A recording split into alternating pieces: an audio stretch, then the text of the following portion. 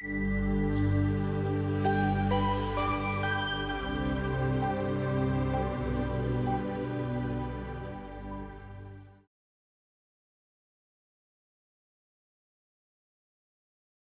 are going to discuss about calibration and intermediate check of equipment.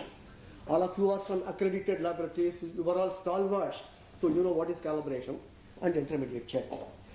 In order to ensure the technical validity of the test results reported by the laboratories, it is necessary to calibrate the equipments periodically. It is equally necessary to check the intermediate check of the various equipments from time to time to ensure that the calibration status is not affected. Right. What is calibration exactly? Calibration is the process of comparing the measurement instrument with a standard of measurement. For example, you are purchasing a gold. 50 grams of gold you are purchasing from the shop actually. You bring it and weigh it in your laboratory. You got a laboratory balance, it is showing 48 grams only. It will not be acceptable. So similarly, whatever measurements we do in our laboratory should be comparable to national or international standards of measurement. So the calibration is necessary to establish the relationship between the values indicated by the measuring instrument and the national or international standards of measurement.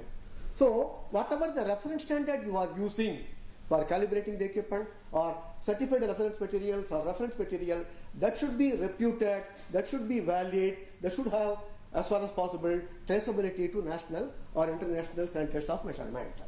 So this is calibration. Then what is intermediate check? Intermediate check is the process of verifying the calibration status of the equipment, measuring instrument from time to time. In between calibration, whether the calibration status is affected, whether there is any drift in the measurement indicated by the instrument. For that purpose only, we do the intermediate check. You know, you are all from accredited laboratories. NABL has a policy for the calibration of the instruments and traceability of the calibration to national and international standards of measurement. This policy is called the NABL 142. This policy divides categories all the equipment used by the laboratory into two categories. One is the equipments which can be traceable to SI units, standard international units, that is national and international standards of measurement. You can trace the value indicated by the instrument. Another category is like in the analytical laboratories, we are using GCMS, HPLC, UBVS and other equipment. It is not possible to throw direct traceability to NIST. Now, so those equipment where the traceability to SI units is possible, what is to be done? This is given in NABL policy 142. All the equipment should be calibrated either by NPL or any other national measurement institute whose service is suitable for the intended need and is covered by the mutual recognition arrangement.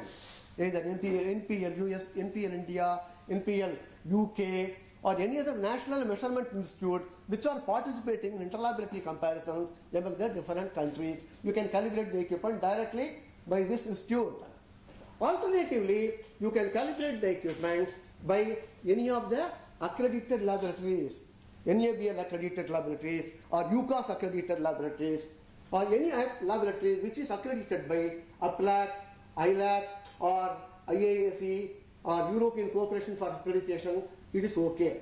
Both are taken as evidence of traceability.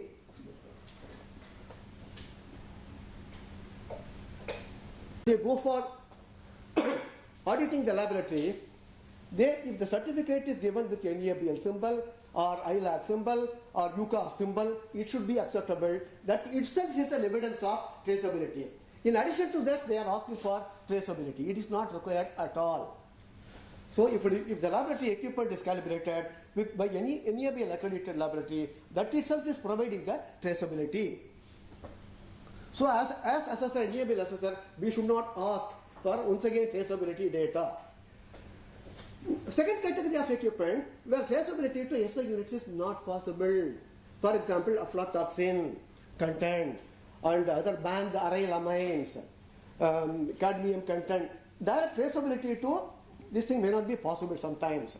Where calibrations are, in such cases, calibration shall provide confidence in the measurements by establishing traceability appropriate measurement standards such as use of certified reference material. CRMs are available, NIST traceable CRMs are available, reputed CRMs are available, which are valid.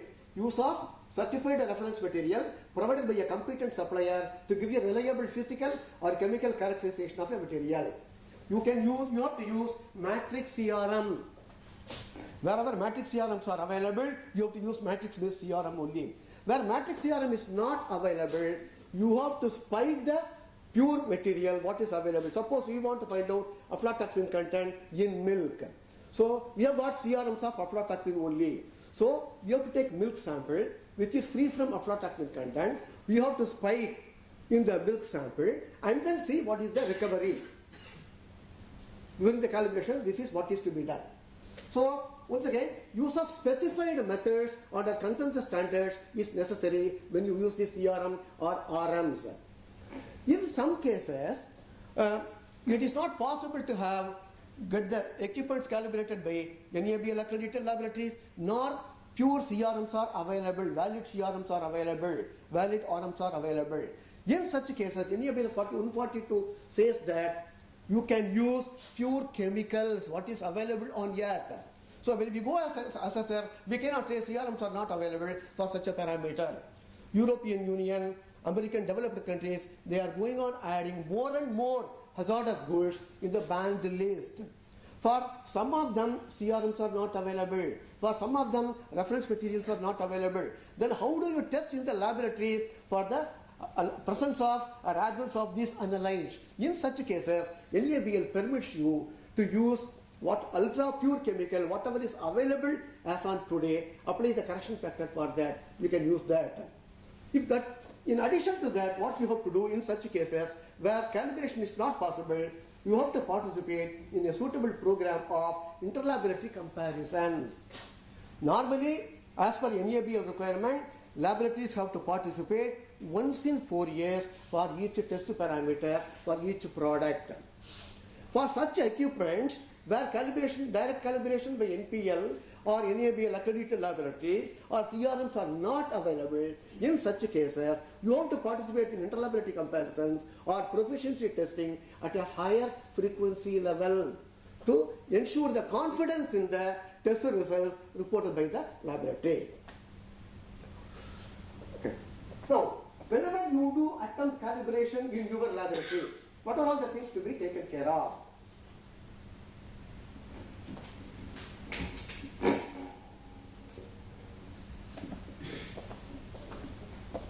These are all the 8 points essential to be taken care of. Otherwise, you will get NC during the NABL assessment.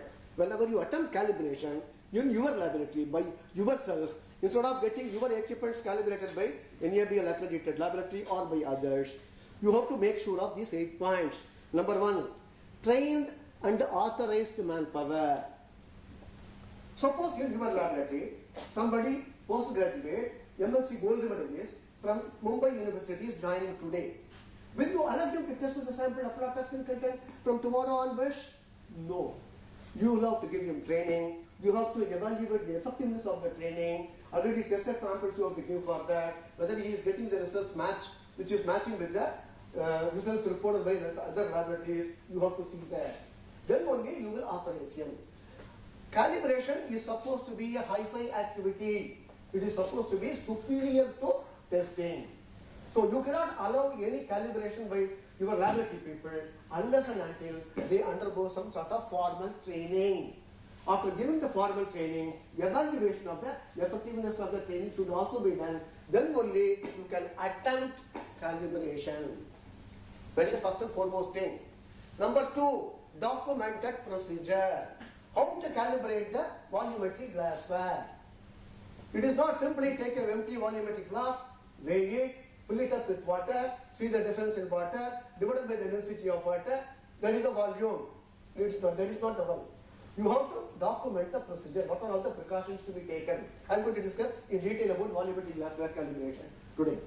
So you have to do the calibration, in-house calibration of any parameter, whether it is UV visible spectrophotometer, GCMS, HPLC, AIS, ICP. How to do the calibration? There has to be a procedure based on some published document, some standard methods wherever it is available. Number 3, suitable reference standard you have to use. For calibrating your equipment, you have to use proper reference standard. For example, you want to calibrate a scale. You cannot calibrate a scale with another scale. Scale has got a readability of 0.1 centimeter. So if you want to calibrate a scale, you have to calibrate with a vernier caliper, which has got better resolution, better readability.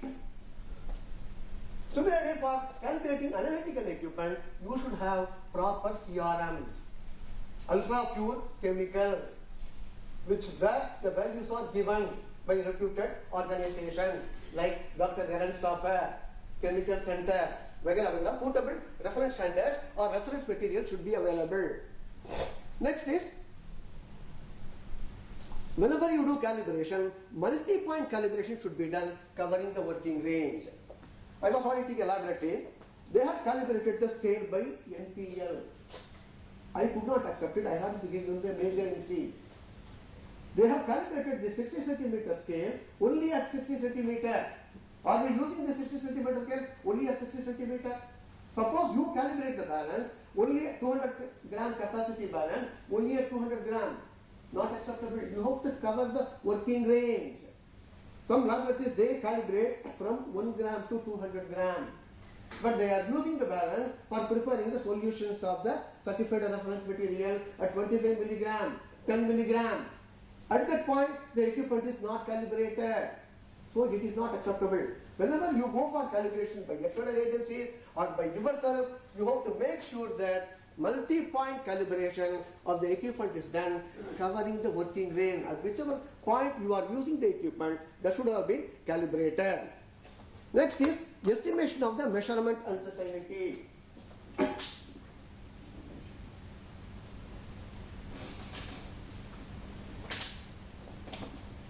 Whenever you calibrate your equipments, you have to estimate the uncertainty. This is mandatory. For example, glassware you are calibrating. You should know how to estimate the uncertainty. The uncertainty of your burette, your pipette, your volumetric class, they are going to be considered when you calculate the uncertainty for the particular test parameter. So it is another mandatory requirement when you do for the calibration. Next point is acceptable limit in calibration. I have gone to the laboratory. They have calibrated the equipment where it is calibrated. When I saw the values at 1 gram, the reference value is 1.002 gram. The balance is showing 1.102. At 5 grams, 5.4. At 10 grams, 11.5. Is it acceptable? So we have got the calibration. They show me the calibration certificate also. This is not at all acceptable. Whenever you do calibration of any equipment, you should define what is the acceptable limit in calibration at each calibration point. 1 gram means the deviation from the reference value should not be more than certain level. So similarly, when you calibrate your muffled furnace, your oven, your water bar, your scale, all the equipments, you have to define acceptable limit in the calibration. You have to define the calibration frequency for each and every equipment. Annually, you have to prepare a calibration program. At what frequency you are going to calibrate your equipment, that should be documented. This frequency depends upon the usage of the equipment. If the equipment is used more and more, by more and more people, more and more times, the frequency should be reduced. Controlling the environmental conditions. It is very, very critical to control the environmental condition whenever you do calibration, in-house calibration. Particularly whenever you attempt, it is permitted to calibrate the glassware by the testing laboratories as per NABL 103. But you have to control the environmental conditions. Temperature should not fluctuate too much. Relative humidity should not fluctuate too much. If the fluctuations are there, it is going to contribute to the uncertainty in the glassware calibration also. So these 8 points should be taken care whenever you attempt calibration of any equipment in your laboratory. As per NABL 103, equipments are classified into these 4 categories. First is general service equipments, which are not used for making measurements with a minimal influence on the measurement. For example, hot plate, stirrer, non-volumetric glassware, or for use for rough measurement, furnace, incubator. So, how to deal with that? We are going to see that. Second is volumetric equipment like volumetric flask, pipette, pachynometer, burette. Third is measuring instruments, hydrometer, U-tube, viscometer, thermometer, timer, spectrometer, chromatographs, electrochemical meters, and balances. Fourth is physical standard. These are nothing but the reference standards which are used for regularly for doing the intermediate check or for calibration of the equipments and the accessories also. These are all the 4 categories as given in NABL 103.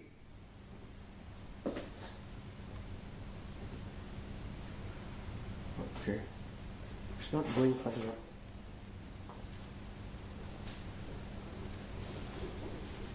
Yeah. Let us take the first case, calibration of the general service equipment. These are all the equipment such as muffled furnace, incubator, hot plate. 3 months back, I was auditing a laboratory in Bangalore. One of our assessors want to raise an MC. Sir, this laboratory has not calibrated the hot plate. Hot plate calibration is not mandatory. Of course, hot plate should be working. I used to tell my colleagues actually, you have to check the maintenance of the glassware. You should be clean. Normally, whenever people use the laboratory in the hot plate actually, they will keep something for boiling. They will forget about it. It will overflow. It will stain. It will corrode. So maintenance of the hot plate is important. Another thing is it should be working. It should be, the heating element should not have been spoiled or something like that. So whenever you switch on the testing, it should generate heat. So what you should do, check the performance of the hot plate. You take the hand of your bushman, hot plate ka upar rakho, chalu karo. वो off करके चलाएगा तो it's working. That is sufficient. You cannot. There is no need for calibrating the hot plate and all.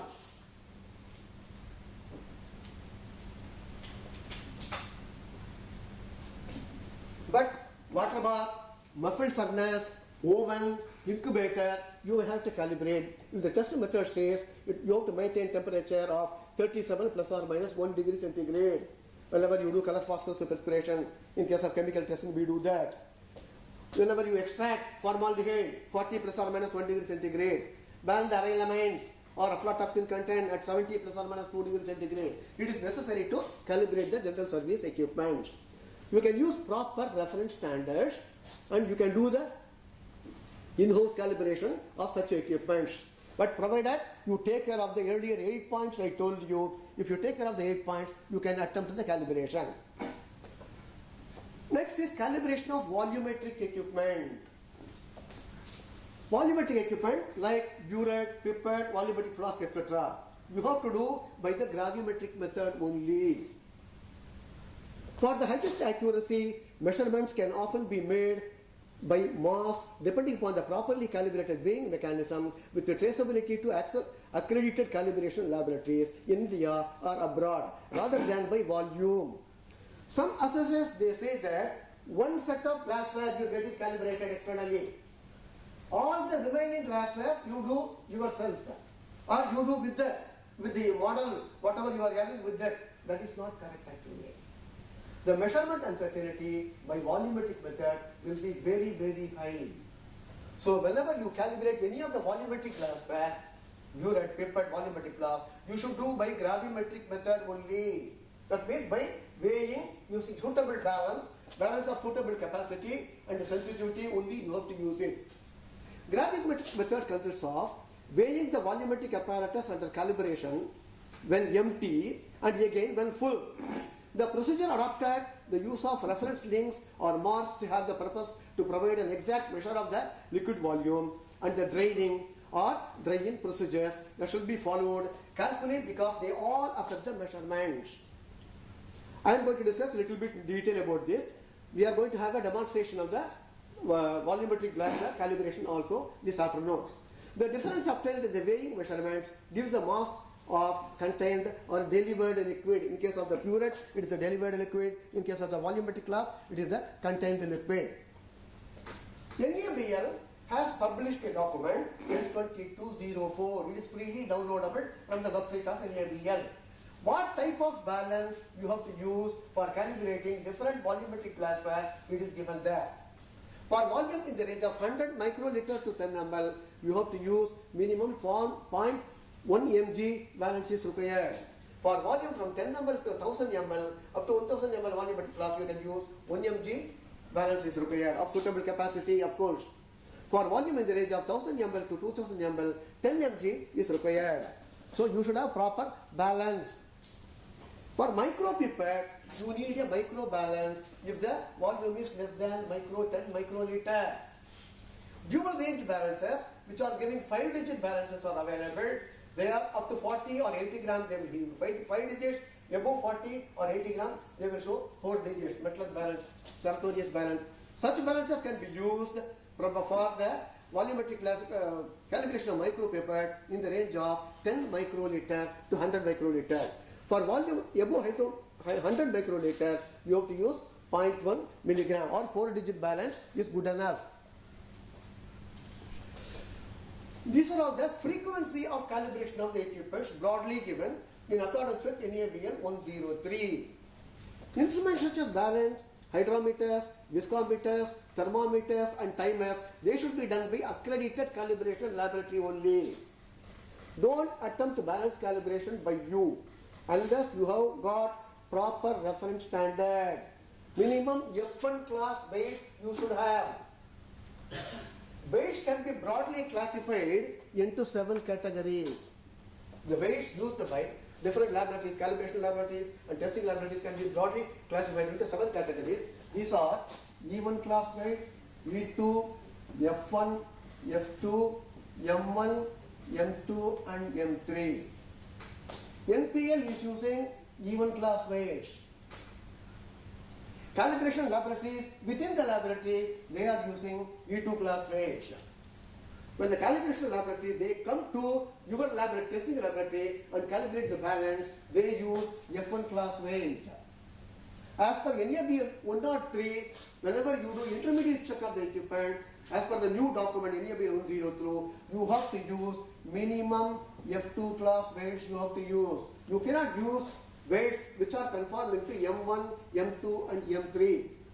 How to classify the weights? E1, E2, F1, F2, M3. The deviation of the weight value, each weight has got a value, assigned value. Whenever you get it calibrated by an accredited calibration laboratory, it has got a value. How far it is deviating from the nominal value? In other words, maximum permissible error for each weight. For each of the 7 classes, it is given in OIML standard or 111.1. So you have to ensure that the maximum permissible error for the corresponding weight, whatever weight you are using, should be less than what is given in these classes of weights.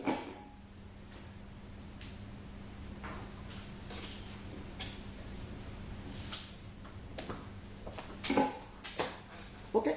Then other instruments such as pH meters, conductivity meters, chromatographs, spectrophotometers are being used or to be done, or this calibration of all these equipments are to be done using valid CRMs. It should be within the validity.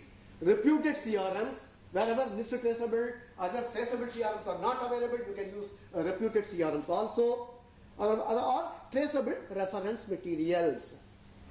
Guidelines for the calibration frequency of the various equipments is given here.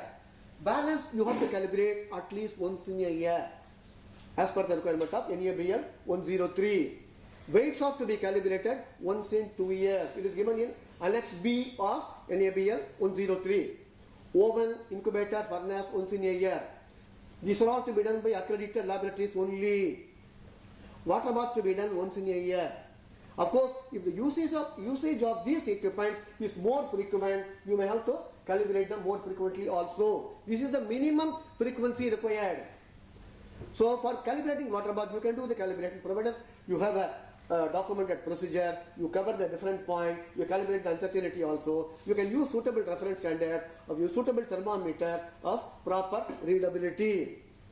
Thermometer, don't attempt calibration by thermometer and all. Some of the laboratories, they do that, they cannot do the calibration of thermometer. It will not be acceptable to NABL at all. All the calibrated liquid in glass thermometer or a digital thermometer, get it done by NABL accredited laboratories only. It should be done once in 3 years. Stopwatch clock once in a year. Hygrometer, which is indicating the relative humidity once in a year. Pressure gauge once in a year. Volumetric labor, which you are using in analytical laboratories for day in and day out, volumetric flask, burette, pipette. Once you calibrate the glassware, you don't have to recalibrate the glassware at all. There is no frequency. You need not define the frequency of calibrating the glassware. It is explicitly written in NABL 103 also. The latest document, it is written also. Provided you clean the equipment from time to time. If the equipments are not cleaned properly, the meniscus formation will be affected. There will be error. Provided you clean the equipment, records of cleaning the equipment is available. Provided you don't dry the equipment in oven. If you dry the glassware in the oven, its shape will change, so its volume will change. You have to recalibrate again. So long as the glasswares are not dried in the oven, so long as the glasswares are cleaned from time to time, you can calibrate only once in your lifetime. उसका पहले वो टूट जाता है, invariably.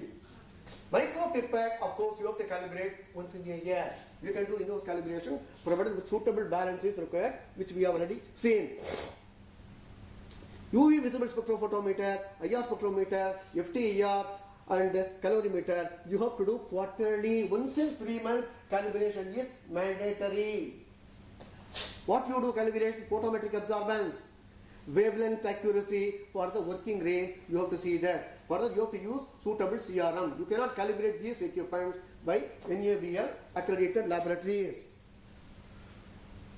Atomic absorption, quarterly or half yearly, using the performance check using copper CRM as given in the manufacturer's instruction. pH meter, you have to do once in a year, covering the entire range of the equipment. You have to calibrate. At least minimum 3 pH buffer solution should be available. You have to calibrate it.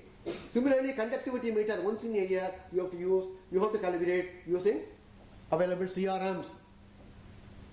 Gas chromatograph, GCMS, HPLC, LCMS, etc. You have to do quarterly. System performance, that will cover system performance including resolution. No overlapping of the peaks. Sensitivity, that is the signal to noise ratio, repeatability and the retention time and the noise level. When you calibrate the UV visible spectrophotometer, you use potassium dichromate. Traceable potassium dichromate is available.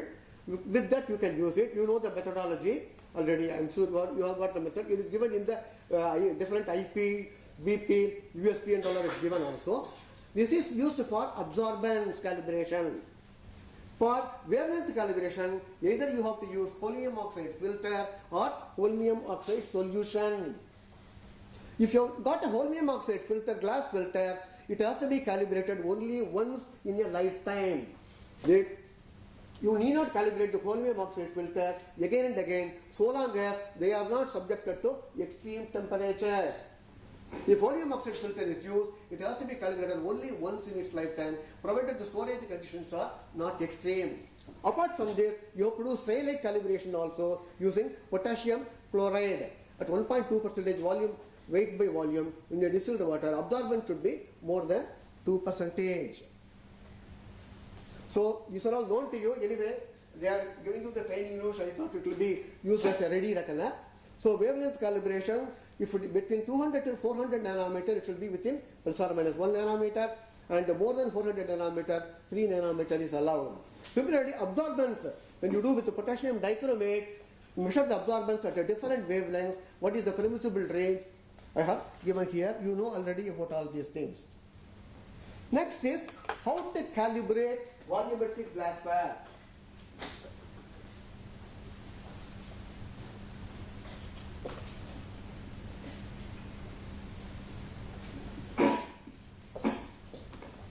First of all, although here we are doing gravimetric method, means we are taking the empty vessel weight, then we fill it up with water, the difference in weight divided by the density. That is the principle. Of course, that's the principle. But the procedure should contain so many things. When you do the attempt the calibration, you have to take care of many things. What are all the things to be taken care? I have given here. Balance of footable capacity. The balance should have been calibrated in the range you are weighing using the glassware also. For volume in the range of 100 microliter to 10 milliliter, 0.1 milligram is required.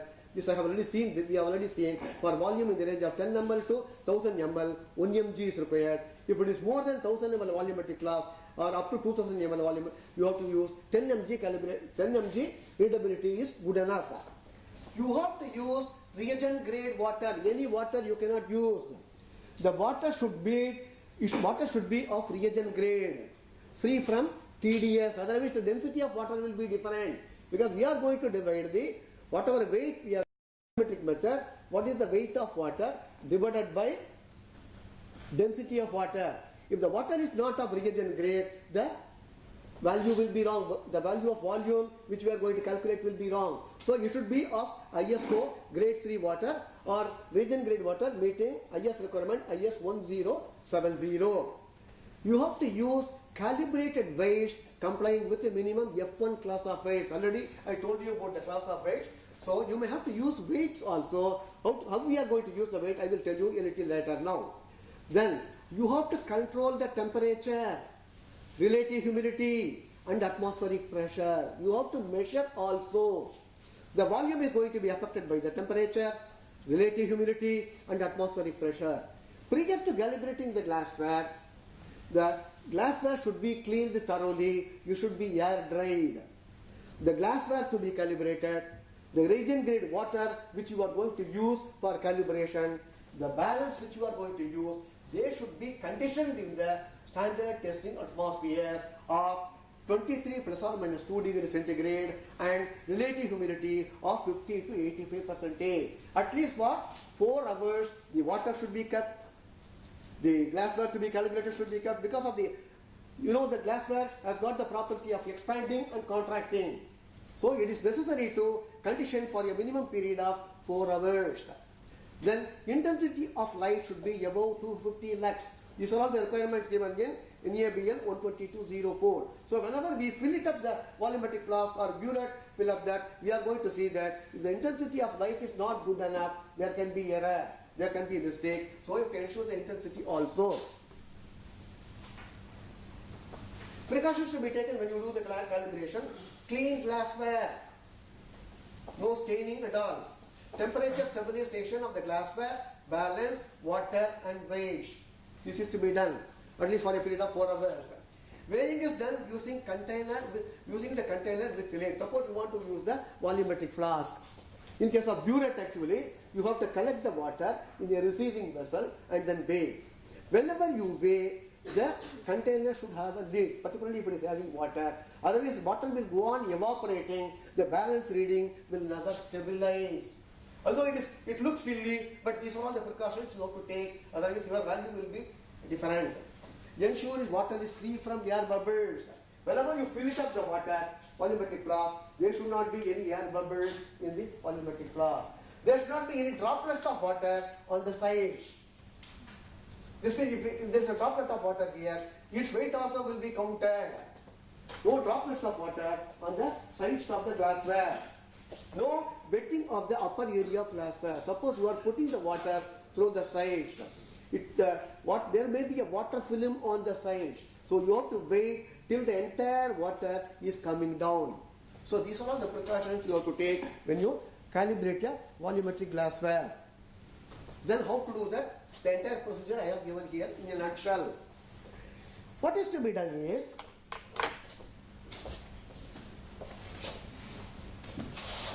it may look silly, but this is the method given in ISO 4787.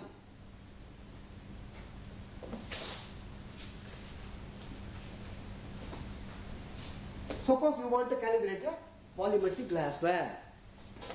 Keep on the pan the volumetric flask, empty volumetric flask with the lid, and keep a weight. The weight should be equal to whatever volume you are going to take, its weight in the weight of water in this particular volumetric flask. Suppose you are going to calibrate a 50 ml volumetric flask, use a 50 gram calibrated weight also. This is W1. Initially tear the balance. After tearing the balance, keep the dry glassware with the lid and a weight, a calibrated weight W1 here. Note down the reading R1, balance reading R1. Subsequently, fill it up with water.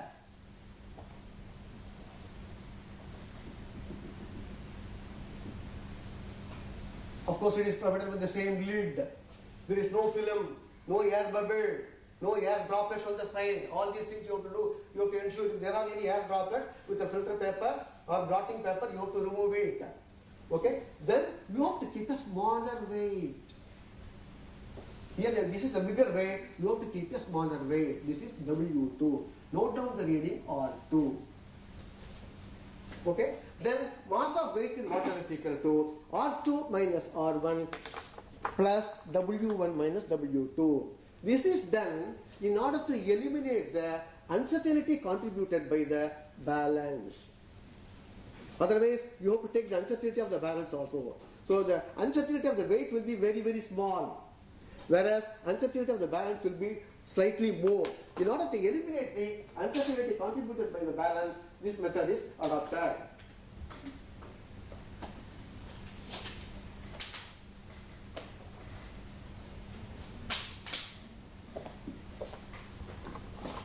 So mass of water is equal to R2 minus R1 plus W1 minus W2. Now, you have to calculate the volume of water. We are not interested in the weight, but we are interested only in the volume of water taken in the volumetric flask. The formula is Vm is equal to mW divided by rho W minus rho A into 1 minus rho A by rho S. You have to take into account rho W is the density of water, rho A is the density of air during the calibration, rho S is the density of waste used for calibration. For calculating rho W, you have to measure the temperature of water using a calibrated thermometer. Just prior to calibration and immediately after completion of the calibration, using a digital thermometer which is calibrated, measure the temperature of water. So, corresponding to this temperature of water, what is the density? From Google you can get it, from standard textbooks you can get it. So, mW is the volume, net volume of water, divided by rho W is the density of water, minus rho A is the density of air, minus into 1 minus rho A by rho S. Rho A is the density of air and rho S is the density of the material of the weight used. As far as possible, use stainless steel weights only. Stainless steel weight means its density is 7.95 gram per cc. It is given in the public domain also. How to calculate rho A? Rho A density of air is a complicated formula is given, but using Excel you can use it. Once you prepare this thing, it is easy to calculate. The density of air depends upon the air temperature, air pressure and the atmospheric pressure at that particular place. So the laboratory should have a pressure, temperature and atmospheric pressure monitor. Digital monitors are available which are reasonable. You have to get it calibrated. So whenever you attempt glassware calibration in your laboratory, you should have a monitor, pressure, atmospheric pressure, temperature and relative humidity monitor, because these three values are going to come in the calculation of the volume and also in the uncertainty estimation. Now, as per the laws of the land, we cannot report the volume just like that. We have to calculate the volume at 27 degrees centigrade only. So, volume at 27 degrees centigrade is equal to Vm into 1 plus beta into 27 minus Tw. Beta is the coefficient of expansion coefficient of cubical expansion of the glassware used. Borosilicate glass, it is already known to us. So that value into 27 is that at 27 only we are giving, where Tw is the temperature of water used during the calibration. So this is how to calibrate volumetric glassware. But whenever you calibrate the volumetric glassware, you have to calculate the uncertainty also. It is mandatory. Uncertainty is a little bit complex. It is not simple here. For these are all the components you have to take into consideration as per ISO 4787, and there is another document freely available, ISTR 20461. This is exclusively for calculation of measurement uncertainty while calibrating the glassware. As per this and as per 12204, these are all the components you have to consider. I have prepared the template also. I will show it to you also that. Either now or after lunch I will show you that. Uncertainty in the measurement repeatability. So this process you have to do 10 times. Empty weight you take only once. Fill it up with water you have to do 10 times. Initially set the meniscus, measure the volume, throw it out, dry it, then again fill it up. So 10 times you have to do that. What is this? So you have got 10 volumes are there. What is the standard uncertainty? You can calculate as per the usual method. Uncertainty of the balance including linearity. If you use this method, you can ignore this. There is no need for this. It is given explicitly in this document also. Uncertainty of the balance due to readability, that will come. Readability, whether you have used a 4-digit balance, 5-digit balance or 6-digit balance, the uncertainty, the readability divided by √6.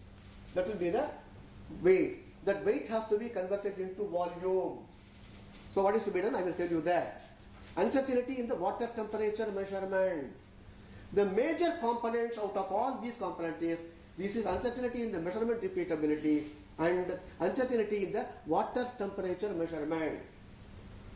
Then uncertainty in the air temperature, uncertainty in the air pressure, uncertainty in the air relative humidity. How to calculate? It is given very clearly in this document. I have got a procedure also, MS Word procedure I have prepared. If need be, I can share it with you also. Probably during the demonstration I will share it with you. Then uncertainty coefficient of expansion of the material of the volumetric apparatus. Whatever glassware you are using, what is the uncertainty in the coefficient of expansion? If the value is not available, you can assume as 5%. Then uncertainty of the density of the reference mass, this you can ignore. Then finally, uncertainty due to the weight used. We are using a W1 and a W2. What is the expanded uncertainty of these two weights? You are given in the calibration certification. Using that, so this is the way you have to calculate the uncertainty. Now these are all already available with you probably. I thought I will give you for ready reference. What is the maximum permissible error for class A glassware and class B glassware in case of volumetric flask? From 1 ml volumetric flask to 1000 ml volumetric flask. Similarly, in case of 1 mark pipette, 1 ml to 100 ml for class A. In analytical laboratories, you have to use, it is mandatory to use only class A glassware. What is the burette uncertainty permissible? That depends upon not only the capacity, readability of the burette also. What is the permissible limit? It is given.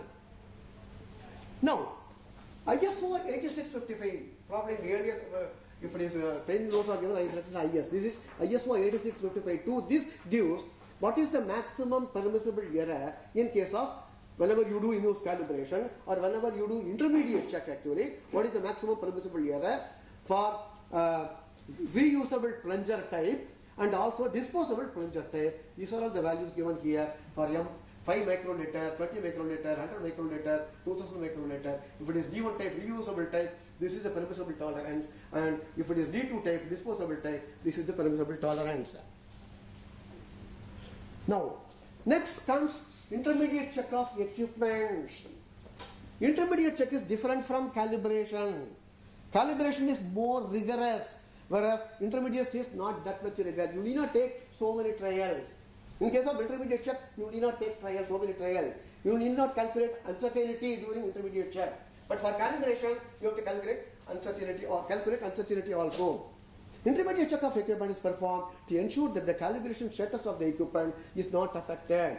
There is no drift in the measurements indicated by the equipment. For that purpose only we are doing that. This also to be performed periodically. So you have to define at what periodicity the various equipments which need intermediate check, at what frequency you are doing. You have to prepare a plan also. Use of proper reference standard, same like calibration. Suitable reference standard you have to use whenever you do intermediate check of equipment.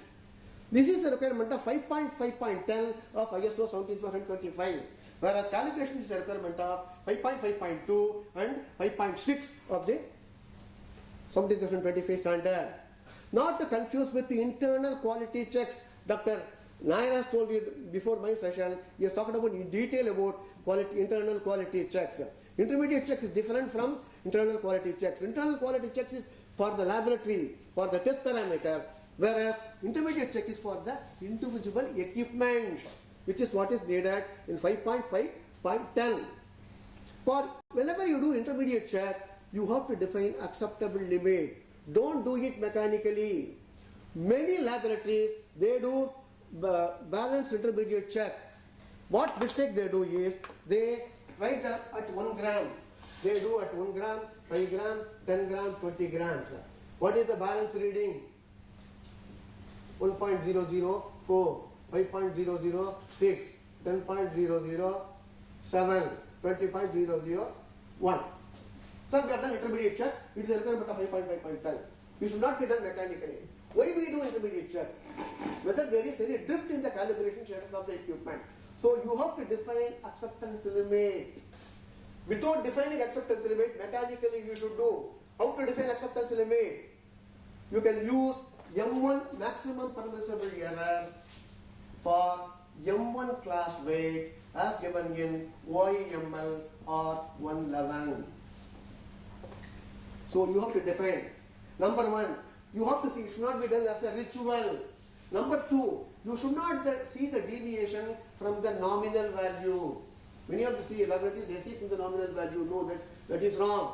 So when you use a calibrated weight of 1 gram, 5 gram, 10 grams and 20 grams, what is the value indicated in the calibration certificate? So the deviation of the reading observed using the balance with respect to the assigned value or value given in the calibration certificate, that you have to see. That error, the deviation should be within the maximum permissible error as given in case of M1 class of weight. So same way, whenever you do any intermediate check of any equipment, you have to define what is the maximum permissible error. It should not be done as a ritual.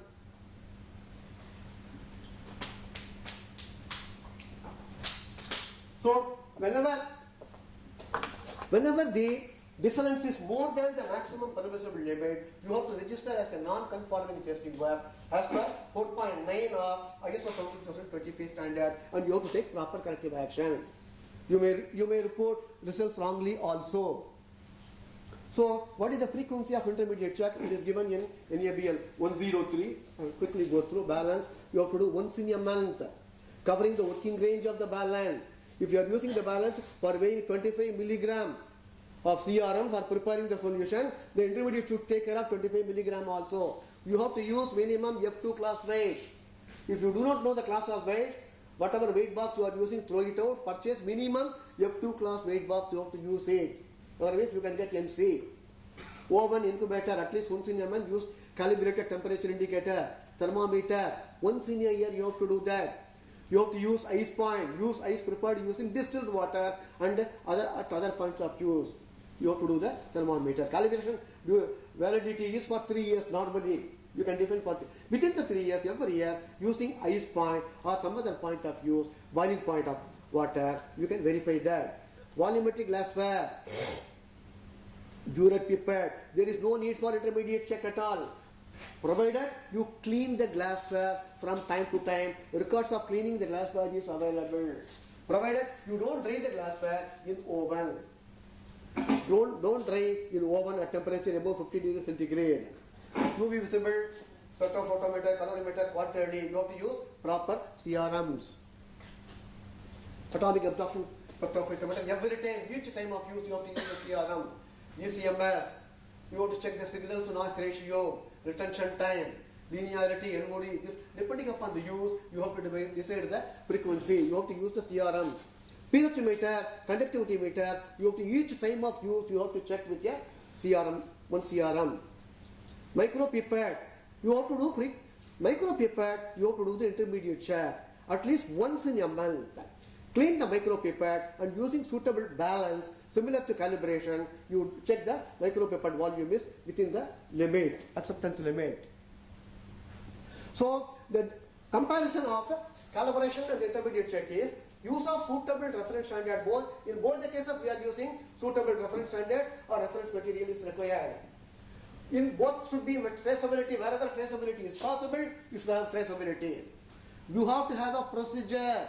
5.5.10 or 17,025 distinctly talks about a procedure for doing the intermediate check.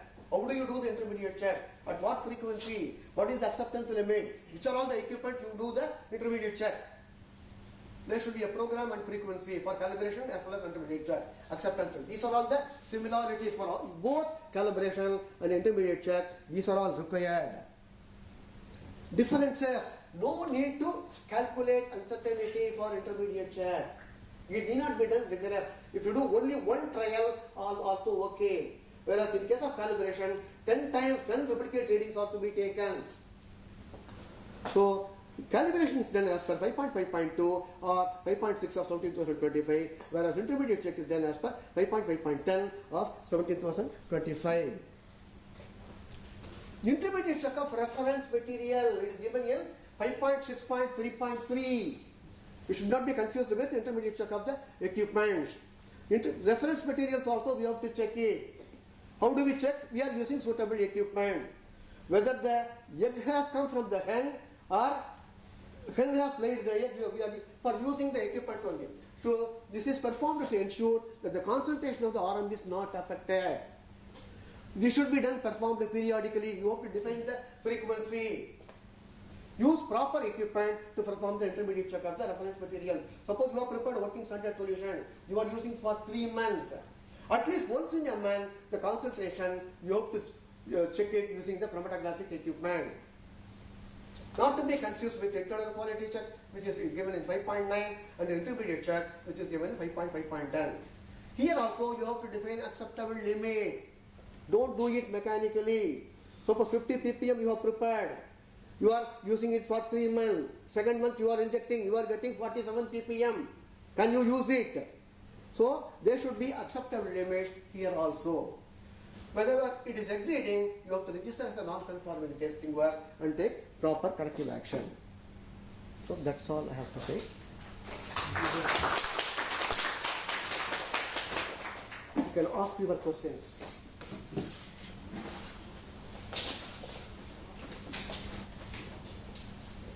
So in the case of burets, whether we have to use a single range or multiple range? In case of, normally burette when you do the listing actually, 50 ml, entire 50 ml if you are calibrating, you use a 50 gram and some 1 gram weight you can use it actually. Intermediate check, whatever volume, this the guideline is that this weight should be equal to approximately the volume of water you are collecting. So the delivery vessel, suppose you are collecting the 50 ml, entire 50 ml you are collecting, then 25 ml you are collecting, second time, for third time 5 ml, so that you are calibrating the burette from 5 ml to 50 ml, covering the range of this thing. Okay, so you can 50 ml you can use 50 gram weight, 5 ml you can use 5 gram weight, 20 ml you can use 20 gram weight. That will be better. And what about you are going to calibrate only once, remember.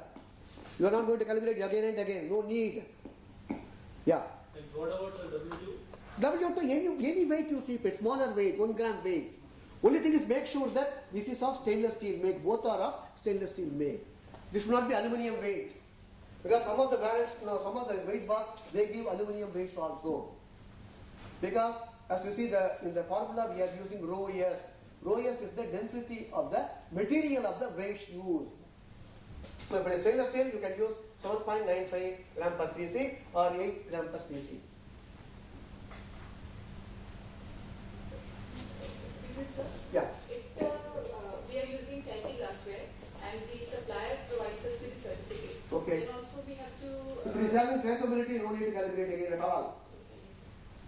Borosilicate, earlier they were giving certificate with that one sandal color notice type. That is not having uncertainty also. Provided it is having traceability, provided it is having uncertainty, accepted. Otherwise, you have to get it calibrated. You will be using so many glassware. Anybody has certificate, it is practically impossible to get everything accredited by any of the accredited listing. You can do no calibration. It is explicitly specified in NABL 103. But sir, what about the authorization certificate? Training. You have to undergo some sort of formal training, definitely, naturally. You have to calculate uncertainty as per ISO TR 20461. All these components which I have told you, you have to calculate it. But I will show you after lunch probably when we do the demonstration. I will start the procedure also with you. Although it looks a little bit complicated, once you understand it is very simple. Once you prepare the template, very easy. Excuse me, sir. Yeah. Sir, can you use double distilled water or bleached water for the calculation? Oh yes, you have to ensure compliance with IS 1070 or ISO 3696. Because in calibration laboratories, we get NC on that. Have you verified the quality of water? Although we are not analytical laboratories, I am associated with the calibration laboratory also. They check that aspect also. Quite rightly, because if it is containing salt, the density will be different. So the value of volume, whatever we are getting, can be different also. Sir, is there any agency providing training on glassware calibration? You can go to any accredited calibration laboratory, they will provide you training. 1 day training you can undergo. So regarding this pesticide standards, generally what we prepare is stock of let's say 100 ppm. Okay. And this stock is kept in the refrigerator. And on the day of analysis, we prepare working standards. So how do we Stock solution, I don't think it is possible. We are, suppose 25 milligram of the CRM is available.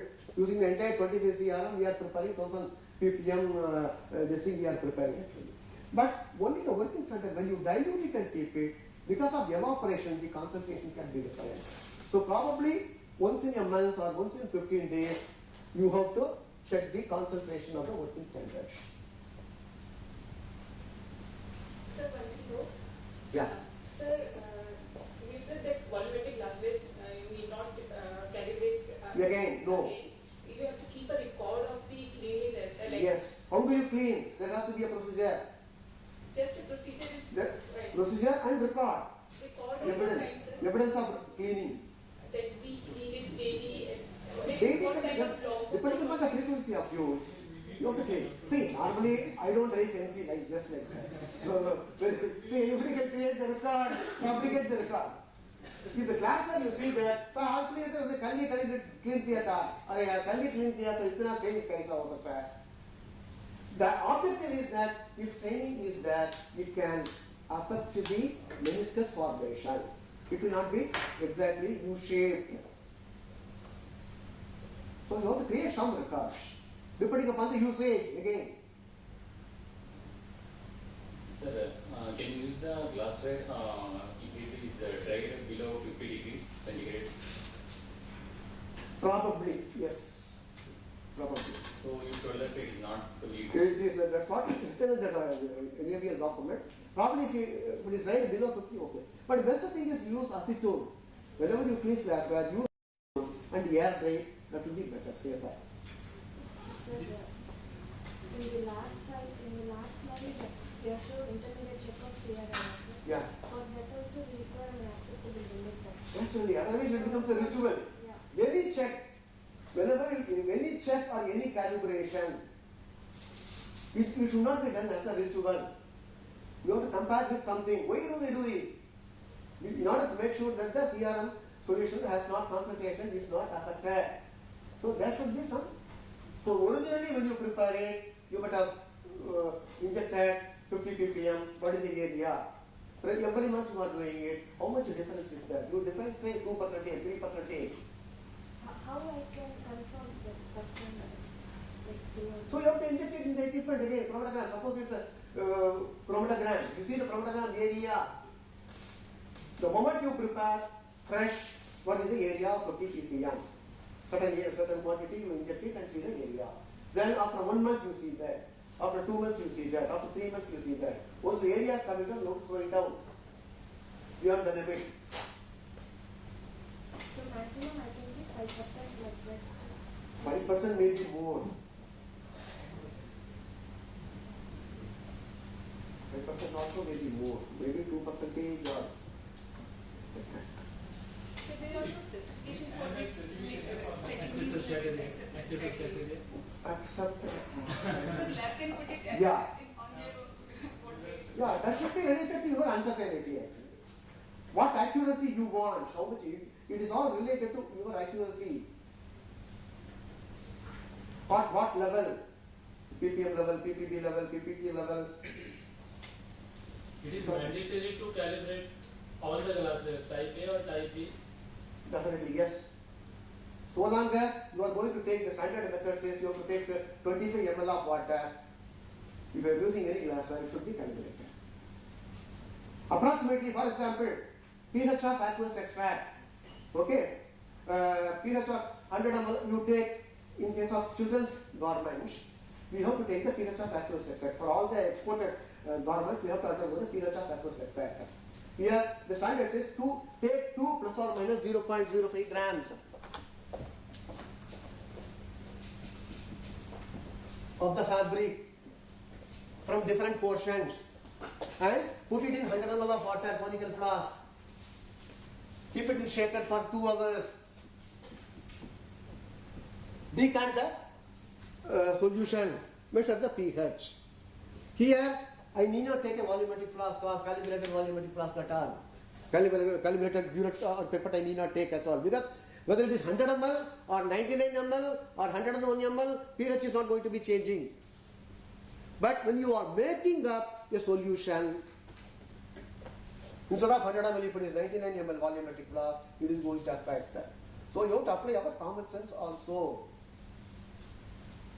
So whenever we do pH of aqueous extract test, although we are using a balance, although we are using a pipette, although we are using a timer, I don't consider for calculating the uncertainty, I don't consider the balance uncertainty, I don't consider the pipette uncertainty, I don't consider the timer uncertainty because they are not coming anywhere in the calculation.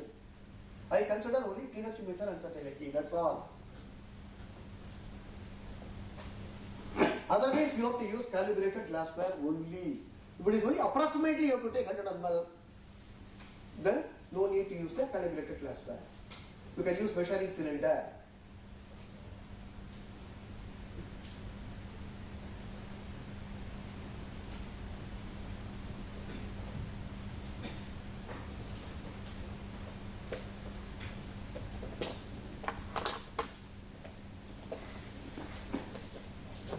Thank you so much, sir, for the giving an insight onto the theoretical part of intermediate checks and calibration. I think afternoon we will be having a demonstration that anyway it is in the labs, so you can see it how it is being done. Now I would request Ms. Rekha Sinha to give a memento to Subramanian sir on behalf of EIC.